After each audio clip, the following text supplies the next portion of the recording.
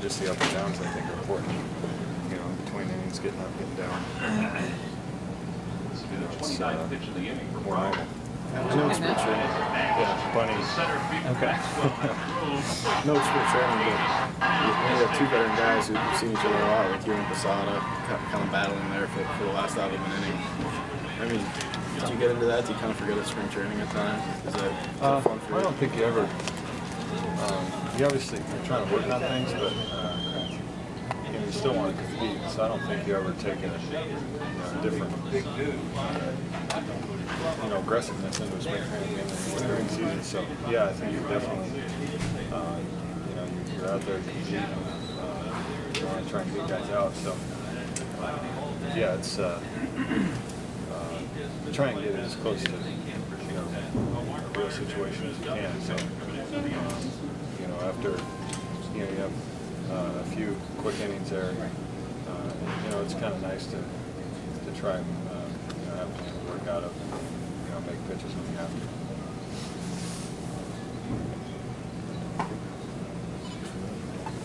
to. It's pretty easy. So is it like during warm-ups or? No, it's bunting in the cage. Oh, okay. With the ball or the bat? Not the ball. Yeah.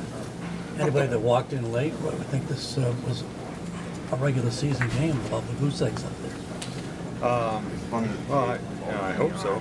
I hope it carries over, but it's early in spring training, and I felt a lot better. I felt I was able to make pitches when I wanted to. We were getting ahead of guys, which is important.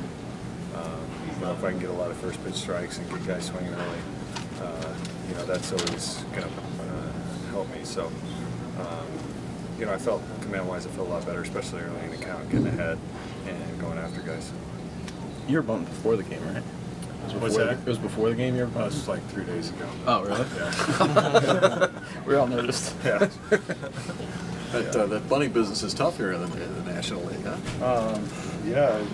The machine's a little wild, too, so it doesn't make it any easier. Was it almost more fun to be able to go 6 innings, Doc, at this point? Yeah, I think it's always, you always want to go as far as you can. So, the early couple outings, you feel like you're just getting going and you're done. So, it's nice to be able to get deeper in games. And like I said, the up and downs in between innings, I think are important, and just being able to, get into that groove of pitching a game. Not thinking, okay, I threw my 2 and I'm done. It's you going out and going until they take it away from you. So it's definitely more fun. Does it also help you with your command to be able to go back for 6? Well, I think the command helps. I think early on, the command wasn't there earlier, and then it'd be there for an inning, then it'd go away. So I think to be able to repeat inning after inning after inning and feel like mechanically I'm the same, and I'm still locating the same, that's what I'm looking for. So, the longer I get in games, as long as I can just be consistent, that's most important. Was it adrenaline the last at bat there? Even spring training game with those guys on and crowds into it a little bit. Did you feel a little extra adrenaline there? Yeah, I mean, I've never got that huge adrenaline rush, but I think you definitely are more attentive, and I think especially in spring training, it's nice to have some of those situations where you have to make a couple pitches to get yourself out of the inning. I think it helps you for the season, especially late in the game, when you feel like it matters. So, I was definitely glad to get that situation. And I don't know about adrenaline, but definitely I was ready to go. Was that a change or a curve that you got? Curve? Yeah. Have you been throwing them all spring? No, we threw a couple last time out. Threw a lot more today. Threw a lot more early in the count. And that was a great time to throw it. Getting in a 3-2 count.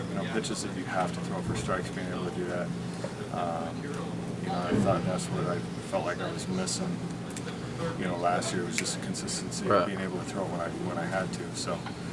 I was happy with it. So. How close was that 2-2 pitch? It was tough to tell from the It perspective. was close. It was a ball, but it was close. Yeah.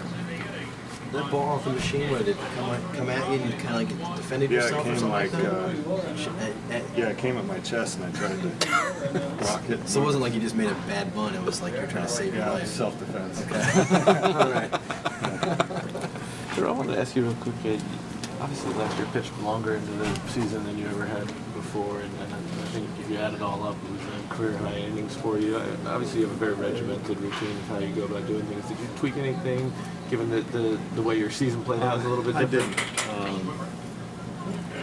I think you know, for me, the important thing in the winter is always trying to build my arm strength first before I ever start throwing off the mound. So, you know, the last 5 or 6 years we've shortened up. You know, I've thrown maybe 5 or 6 bullpens before camp started.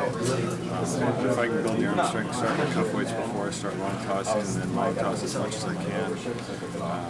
You know, I don't ever feel like my arm's getting tired. I feel like I'm limited. So as long as I can limit the bullpens and still get my arm strength, I feel like you know, where I need to be. So it's a concern. I think I remember you had mentioned, you know, maybe it was after the Cy Young thing, at some point after the season, about how you kind of learned from some previous experiences. I know your previous career high in innings, I want to say maybe it was 03, when you were around 267 or something for the year, and the year after that was not one of your better years. I think you spent a little bit of time in the DL. Was there? Did you gain some experiences from Yeah, I think all of that? you know, that year I started everything the same, but I threw, you know, 15 to 20 bullpens before camp ever started.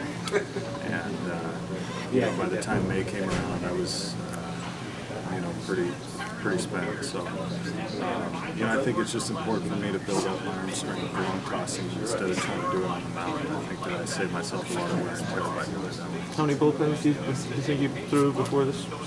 6. 6. You used to throw 15. Easily, yeah. kid. Easily. Yeah, I think, yeah, no, the first few winners I would throw easily, you know, 15 and 20. Did you pretty much feel at this point, same as you did at this point last year, whatever you're feeling? I mean, it doesn't Yeah, I feel feel good. like it's taking a toll on you at all? No, I think, you know, you just got to be smart, and I think, you know, not so much always just the winter, but I think, you know, once spring starts, I think you monitor your throwing, and you know, as the pitch counts get higher in games, your bullpens, you know, you start shortening those up a little bit. So I think you just got to be smart to always kind of monitor it. And not, you know, there's times you feel really good, you want to just keep throwing, but I think you got to be smart about it. You don't want to back off a little bit. If you don't mind, I wanted to ask you about one other thing too. Justin DeFreitas, I don't know how much time you spent with him, but Charlie was saying the other day that aside from you, he might be the first person in here a lot of days and whatnot. Have you talked to him much? Or Yeah, he's you know, he's been one of the guys that really has asked me the most questions throughout spring training. So you know, you definitely see the desire there, and I think, you know, along with the talent, really it's just a matter of time. I think that as long as you see the work ethic and the willingness to learn, you know, especially in young players that are talented, you know, it's a good combination. You hate to see the guys that think they got it figured out at that age, and he's definitely trying to get better. kind of make you feel good to see another younger kid kind of coming in those early hours with you. Yeah, it's you know, and it's not always doing what I do, but I think just, you know, guys that are you know, trying to make the most of their opportunity. I think that's what you want to see, and it doesn't always mean just coming in early, but I mean, guys who are trying to do everything they can to get better and taking advantage of the opportunity it has been. Thank you, I appreciate it. Yeah, no, I wonder when the team goes away, can I get you for like 15 minutes? I gotta do something for a special section. Okay. I'm gonna do. Okay. Great. Sure. Thank you. Do you mind talking a little bit about your pre-start routine and how you're able to keep really cool and collect on the mound? You look really relaxed today. Pre-start is Like far before you as- take the mound, generally. I know you don't talk a lot at all, really, to people. Focus no, up. I think you know, it's just a matter of being repetitive, and it's not talking, but you know, you're just preparing yourself for your start. You know, a lot of guys are different ways, and you know, I think that, you know, for me, it just takes a little longer to get myself prepared. So, you know, spending time in the weight room and, you know, stuff getting ready. But it's just being consistent, I think. Thanks. All right, no problem.